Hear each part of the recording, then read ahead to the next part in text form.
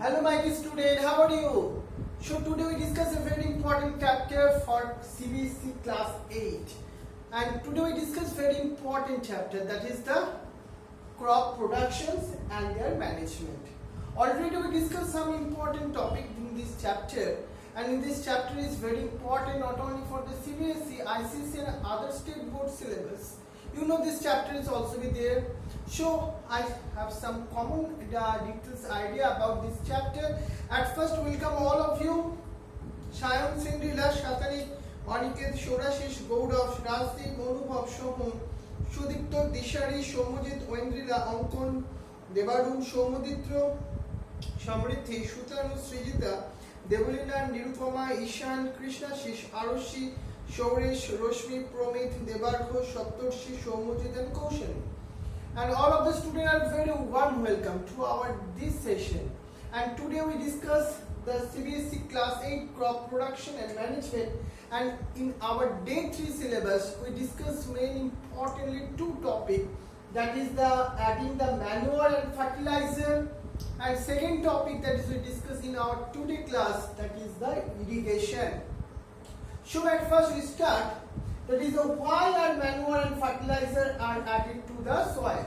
In previous class I already explained that how the soil preparation are done and what is the leveling and how the sowing, that means the soil seeds are inputted in the soil.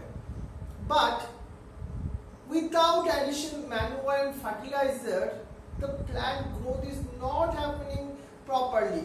So a question at first arises that why manures and fertilizer are added into the soil. Number one, manure and fertilizer are added to the soil for number one, replenish it with the nutrient. You know the plant are the autotrophic in nature, so they can produce their own food. But plant needs some nutrient. This is categorized as macronutrient and micronutrient. Macronutrient means like carbon, like nitrogen, phosphorus, which is required in very large quantities. On the other hand, cobalt, molybdenum, these ultimately very few elements also be there that is required in very trace amount, that is called the micronutrient. All of these nutrient plant take from the soil. But sometimes in the soil this type of nutrient is not available. That time we add a manure and fertilizer and it replenishes with the nutrient to ensure the healthy growth of the plant, because these macronutrient and micronutrients are very important for the plant growth, right? So this chapter is very important in the science Olympiad exam, also for other entrance exams too. Now, what are the different type of manure are used the farmer? Farmer have the lots of choice, which one they are used and which one is not used. But if you are categorize it, number one, that is the natural organic manure. Natural organic manure, that means this includes the raw manure, compost and the green manure. But what are the raw manures? That means it is a mixture of cattle and the domestic waste that is farmer added into the soil. Another one, compost. Compost are the well-rotted plant and animal residues.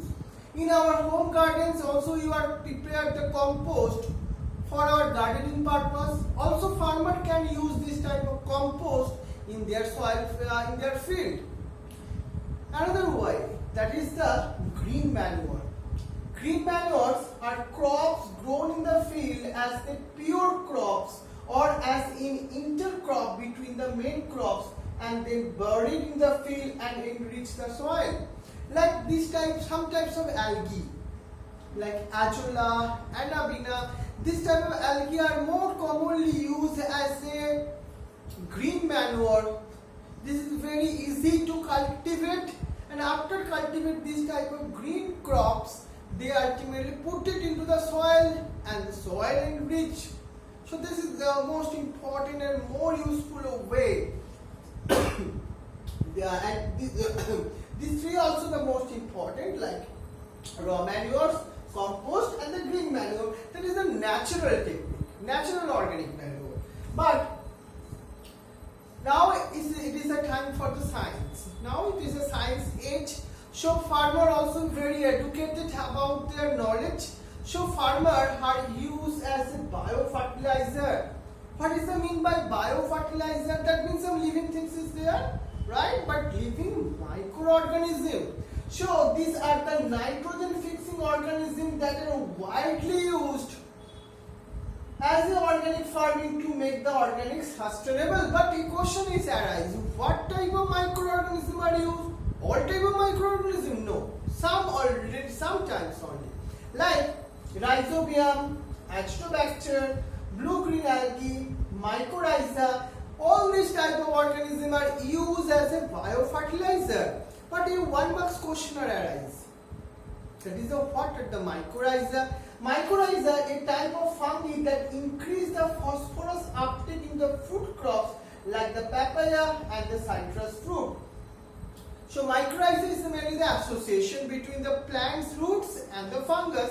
But this is most important because mycorrhiza are more efficient to provide the phosphorus into the soil. It is required to the particular plants like the citrus fruits, like the papaya. It is very important to get the phosphorus from the soil. So we are use the mycorrhiza. So this microorganism are act as a biofertilizer, right? So this is the more efficient technique that is the farmer used for the organic manures.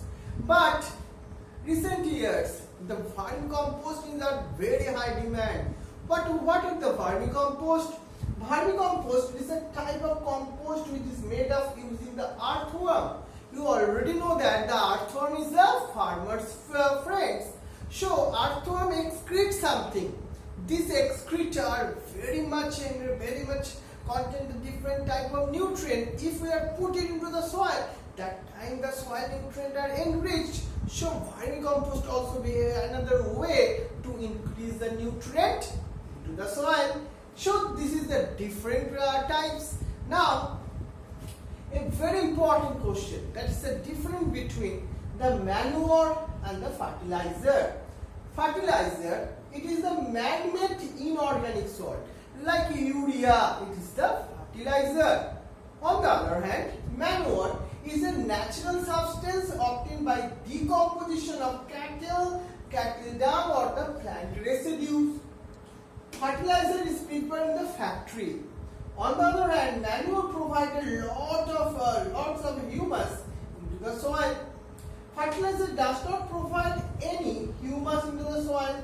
Manure provides a lot of humus in the soil. What is the humus? Humus is the black amorphous substance which is not easily degraded by the microorganism. Another one, fertilizers are very rich in plant nutrients like nitrogen, phosphorus and potassium. So their concentration is much more. On the other hand, in the manure is relatively less rich in this plant residue or plant nutrient, right? This is one disadvantage is there. But fertilizer's main problem is that it is a costly. Second one, it is ultimately cause of pollution, right? But this manure is not so costly and they are not polluting agent. So they are very widely used now in the worldwide because we are very conscious about the pollution, right?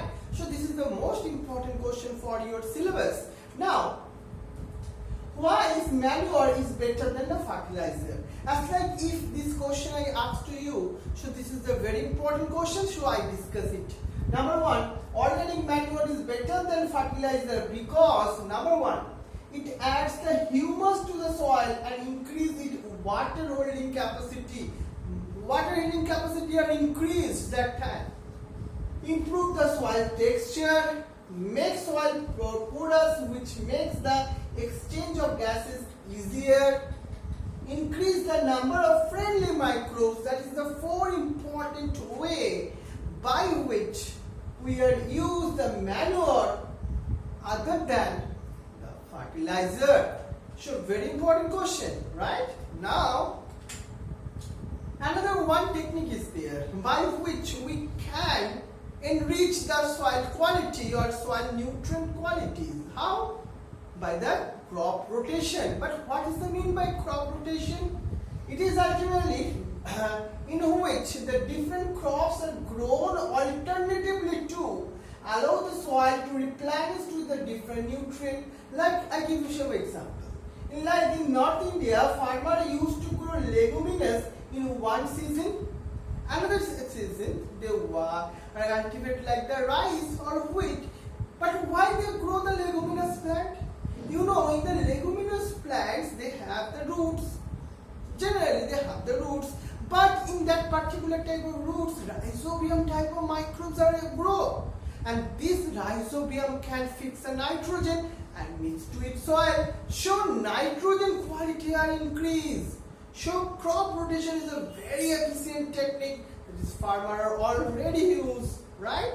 Now, another important topic that is we discuss in our today's session, that is the irrigation. Because you know, if you are at the fertilizer, that time the water is needed is much more in the plants.